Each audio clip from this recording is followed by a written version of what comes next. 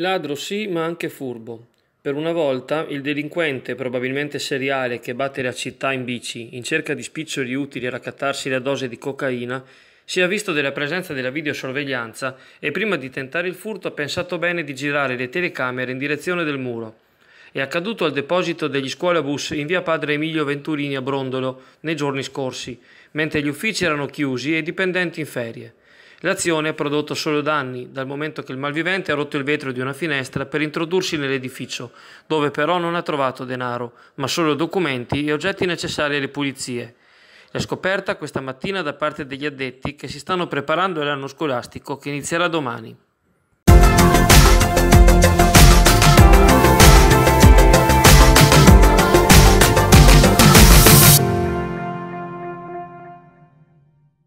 Da domani, mercoledì 12 settembre, entreranno in vigore gli orari invernali per la linea 80 di autobus che collega Chioggia a Venezia, esternalizzata lo scorso giugno alla società italo-tedesca Arriva Veneto.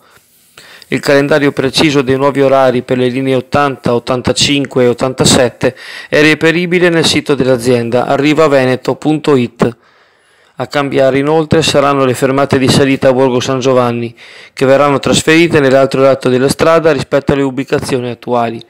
Dopo l'ultima fermata di Viale Mediterraneo nei pressi dell'ospedale, i mezzi della linea 80 e della 87 proseguiranno per Campo Marconi a Chioggia, in uscita dal quale caricheranno i passeggeri di Borgo San Giovanni. La fermata di salita attuale in via Granatieri di Sardegna, angolo De Gasperi, è sostituita sul lato opposto dalla fermata in via Granatieri di Sardegna, angolo Vanoni, adiacente alla filiale delle Poste, mentre per altre tre fermate di salita attuale, stazione ferroviaria, Parc Lusenzo, via De Nicola, la nuova salita è collocata sempre sul lato opposto della carreggiata. Restano invariate le fermate di discesa in direzione Campo Marconi, provenendo da Venezia, dall'aeroporto o da Fusina.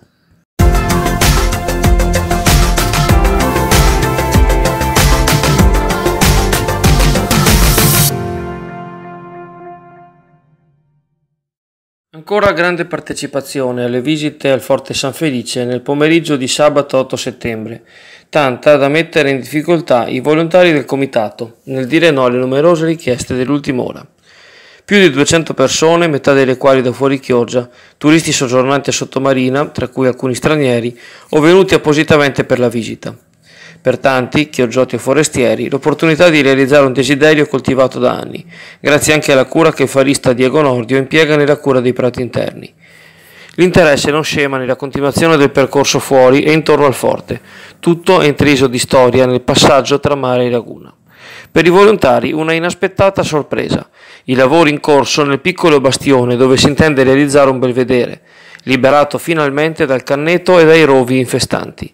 Anche parte degli alberi che nascondevano la visione delle facciate del castello sono stati abbattuti, mentre all'interno del portale monumentale del Tirali sono stati eseguiti scavi per ottenere rilievi precisi quanto alle fondazioni, primi segni concreti dell'inizio di un recupero che la città aspetta da tempo. Sabato 22 settembre è in programma l'ultima visita del 2018, in occasione delle giornate europee del patrimonio, e per questo inserita nel calendario del Ministero dei Beni Culturali. Le visite avverranno in 4 turni a partire dalle ore 14:30, con prenotazione obbligatoria al sito eventbrite.it, oppure all'ufficio turistico Yacht in lungomare Adriatico a Sottomarina, nella speranza di notare un nuovo prosieguo dei lavori.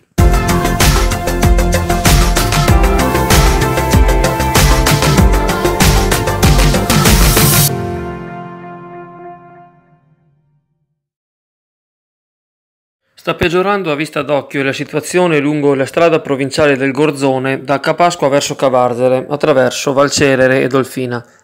Il manto presenta numerosi avvallamenti verso le parti marginali, dovuti al bradisismo del terreno e al passaggio dei mezzi pesanti lungo la stretta carreggiata.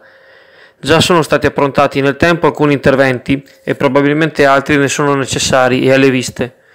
Particolarmente pericolosa è la circostanza di 2 veicoli, di cui un camion, che attraversano in contemporanea, con uno dei quali costretto a stare dalla propria destra, dove peggiori sono le condizioni.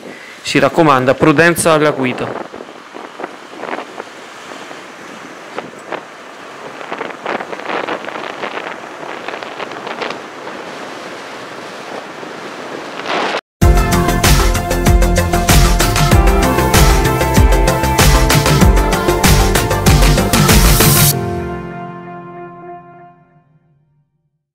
Amici carissimi di Radio Azzurra, buongiorno a tutti e bentrovati. Dunque l'anticiclone subtropicale sembra avere comunque una tale forza da protrarsi ben oltre il periodo che avevamo preventivato ancora a fine settimana e anche ieri.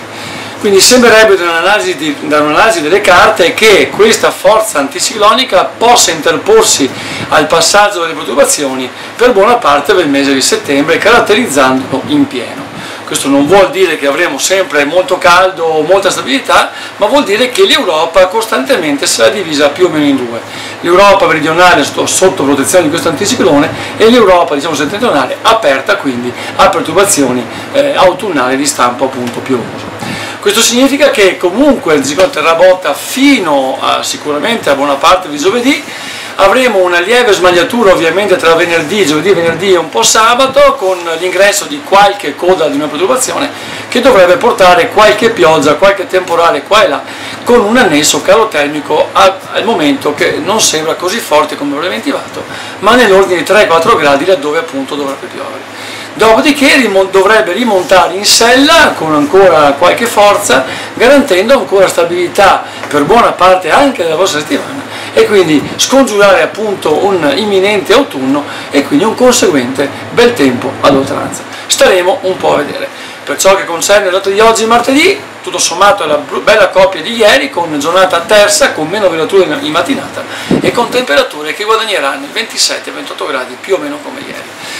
Teniamo presente che in alcune zone del delta del Po e la parte nord delle pianure cominceranno a formarsi le prime formazioni nebbiose appunto per scambio termico tra notte e giorno. Quindi attenzione per chi va molto presto in macchina che si reca al lavoro, perché nella parte del delta del Po potremo avere banchi nebbiosi in mattinata. Banchi di nebbia che poi con l'avvento del sole dovrebbero dissiparsi completamente, lasciando spazio a un'ottima giornata estiva. Nella parte interna invece della pianura veneta raggiungeremo anche i 33-34 gradi, quindi una antipressione tipica di luglio. Ciao a tutti e buona giornata!